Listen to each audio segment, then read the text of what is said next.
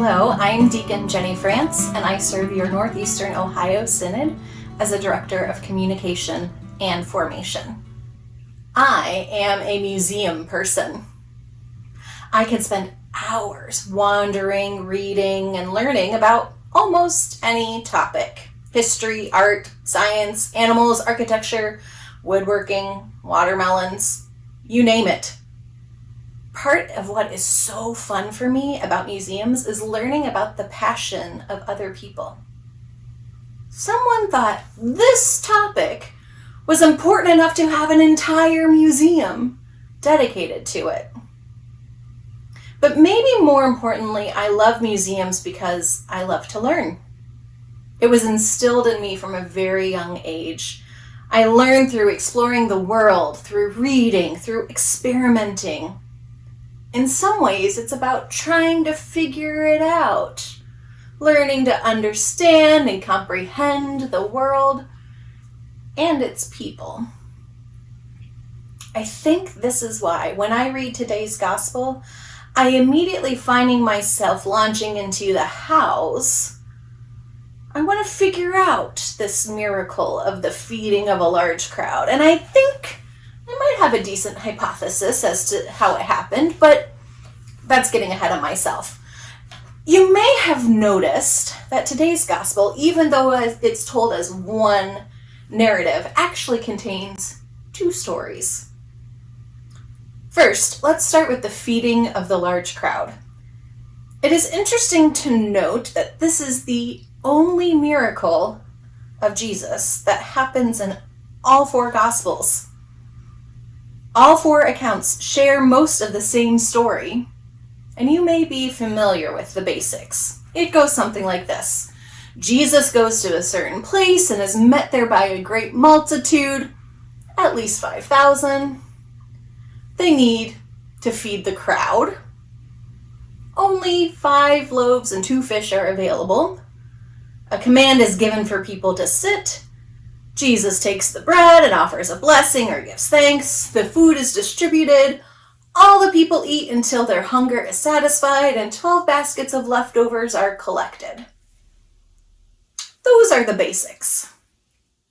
As we enter the story in the Gospel of John, a great crowd has been following Jesus. They are expecting something amazing to happen. They've already seen Jesus perform signs and wonders. Signs is John's word for miracles. And they have gone up a mountain, which we know to be a more remote location. It's a place that has less access to food. And to feed everyone, this was truly going to need a miracle. It's important that in this gospel, it is Jesus who notices the hunger of the people. Jesus has compassion for the crowd. He is close enough to the people to see their hunger. Jesus brings this to the attention of the disciples and says to Philip, "Where are we to buy bread for these people to eat?" But Jesus already knows what he's about to do. And as Andrew tells Jesus of a boy who has 5 loaves and 2 fish to eat, Jesus tells the disciples to tell the crowd to sit down. Now imagine yourself as a member of this crowd. You are eagerly expecting something to happen, and now you've been told to sit down, to wait, to watch. Jesus takes the loaves and fish, gives thanks, and then, specifically to the book of John, Jesus distributes the food himself. And the simple meal multiplies. It's enough to feed everyone until they are satisfied, with baskets left over. Now, here is where my brain likes to try to explain this miracle. I warned you. Was there truly an endless supply of food from just those 2 fish and 5 loaves? Or is it possible that the child's gift inspired others? Did other people in the crowd realize that they also had a small amount that they could share? I can't help but think for a moment how we typically respond to resources when they are scarce. We tend to hoard them, to save them, and to do everything in our power not to lose those few resources. Our churches are no different. It seems that the less money and people we have, the less we want to share. We move towards preservation rather than generosity. Is it possible that the faith of a child moved others to share what they had? That it inspired an entire crowd towards generosity? Did this first gift move others to give? Well, no matter how it happened, we also have to ask why.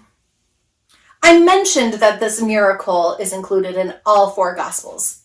Well, the earliest readers of the Gospel world would have been familiar with the stories that we find in the Old Testament. They would recall the story of God providing manna in the wilderness through Moses, and they also would have been familiar with the first lesson from today, the story of Elisha feeding 100 people with 20 loaves. By connecting Jesus to Moses and Elijah, this story marks Jesus as a person of great importance to the people. In fact, in verse 14, the crowd in the story even identifies him as a prophet, which Jesus and we know they would soon turn to call him king. Yes, the people come for a miracle, and that is exactly what they receive. But is it the miracle they expected? What did they think was going to happen? Jesus sees the needs of the people, though, and he works to satisfy them. Jesus shows the people his compassion. But why the second story in this narrative? So we start with feeding a great crowd, but then as evening comes, the disciples get in a boat to cross the sea. As it turns dark, the sea becomes rough and a strong wind kicks up.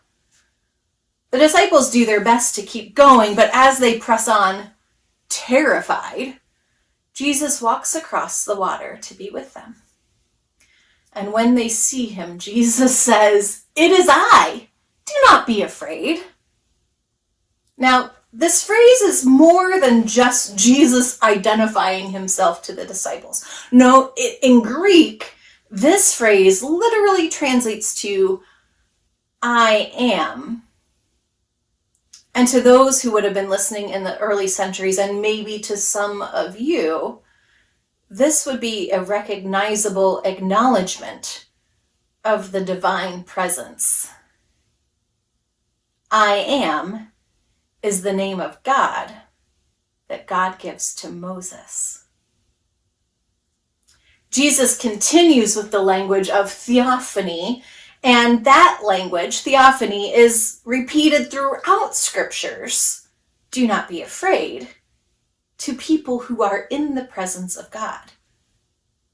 So in this moment, Jesus says, "I am. Do not be afraid." And Jesus is once again revealing who he is. He doesn't calm the storm around the disciples. Rather, they take him into the boat and they continue to the shore. And much like the crowd, I am sure this is not what the disciples expected to have happen. Yet Jesus sees the needs of the disciples. His presence satisfies that need. People of God, are we like the crowd? Expecting to see big things, asking for miracles, sometimes maybe even getting them? Are we like the disciples, fearful of the storms that surround us? Most likely we are both. And may we be like the crowd and the disciples, and myself at a museum, moved to awe and wonder, and excited to see what comes next. What God does next may not be at all what we expect. For God sees what our needs really are. They may not be needs we even know we have. Maybe our need is simply the reassurance that God is always present with us. We do not need to be afraid. Amen.